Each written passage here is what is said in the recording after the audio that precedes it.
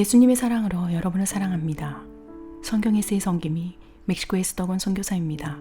오늘은 성경을 통해 어떻게 하나님의 음성을 들을 수 있는지에 대해 함께 나눠보려고 합니다.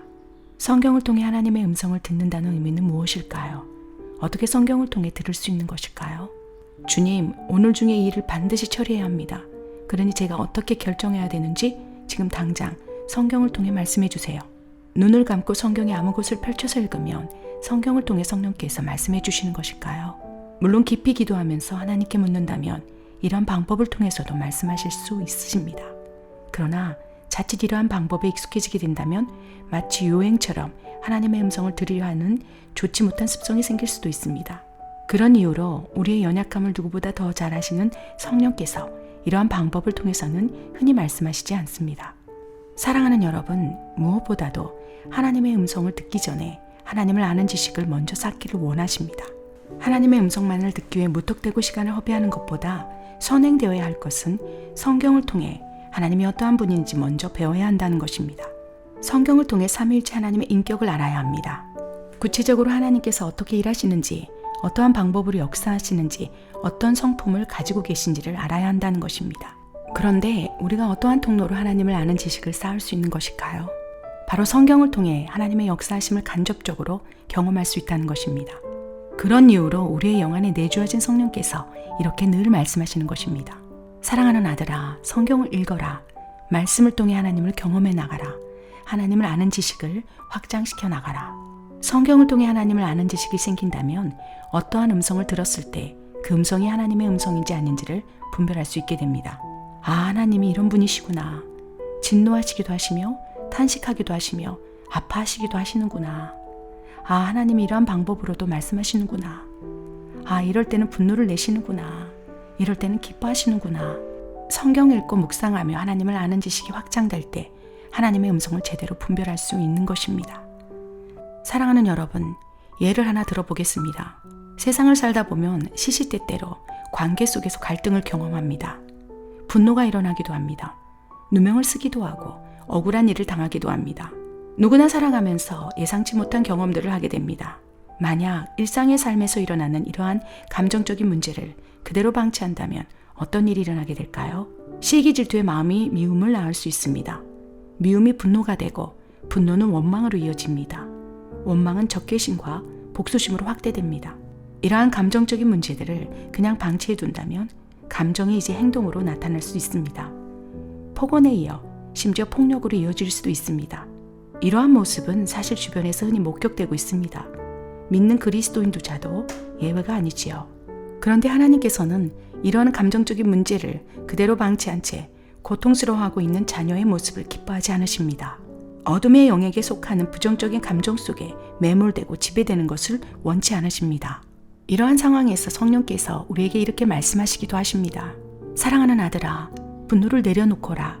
그 사람을 용서하거라. 그를 위하여 기도하거라. 마음 깊은 곳에서 이러한 음성과 생각이 수시로 떠오르기도 합니다. 사실 이러한 음성이나 생각은 우레와 같이 크게 들리지 않습니다.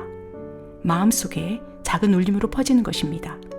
이러한 생각이 스쳐갈 때 그 음성을 무시할 수도 있습니다. 우리 안에 분노와 원망, 적개심이 크면 클수록 이 음성은 상대적으로 더 작게 들릴 것입니다.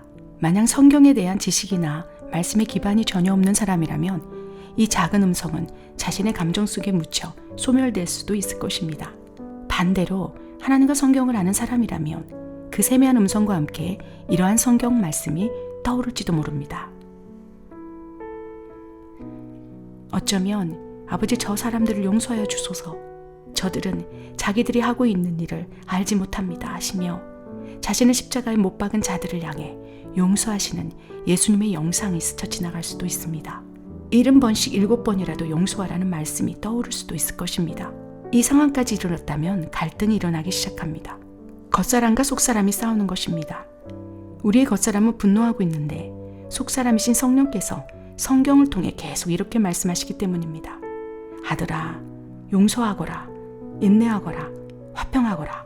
만약 성령께서 그 사람 안에서 역사하실 수 있는 영향력이 크다면 이 음성은 더 크게 들릴 것입니다. 때로는 거룩한 부담감을 주실 수도 있습니다. 거룩한 부담감은 짐이 아니라 우리에게 주어진 또 하나의 하나님의 음성이기도 합니다. 어떤 일에 부담스러운 마음이 든다면 그 일을 회피하라는 뜻이 아닙니다. 그 일을 순종하라는 하나님의 선언 압박이지요. 우리를 통해서 이루기를 원하여 주시는 하나님의 부르심이지요. 그렇기 때문에 거룩한 부담감을 하나님께로 받았다면 외면하지 말고 순종할 수 있도록 기도해야 합니다.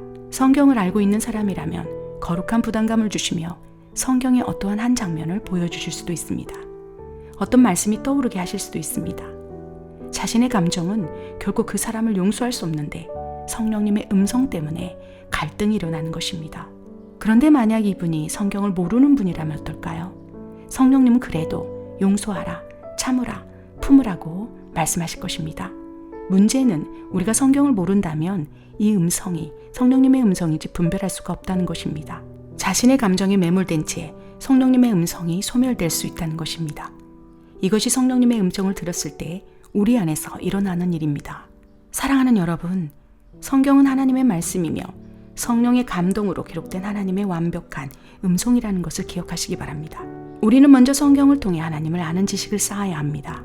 하나님이 어떠한 분이신지, 어떠한 인격을 가지고 계시는지, 우리를 얼마나 사랑하시는지, 우리를 통해 행하고자 하시는 일들이 무엇인지를 먼저 성경을 통해 배워야 합니다.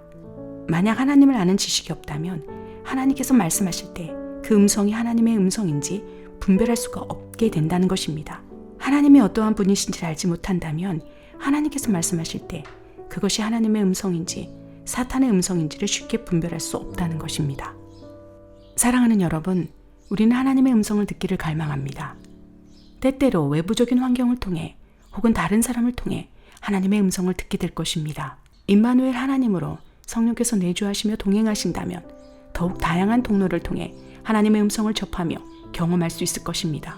그러나 명심해야 할 것은 그 음성은 반드시 성경 안에서 조명을 받아야 한다는 것입니다. 인격적인 하나님을 만나 실제적인 하나님의 음성을 듣고 있는 그리스도인조차도 성경의 기반 위에서 들은 음성을 분별해야 한다는 것입니다.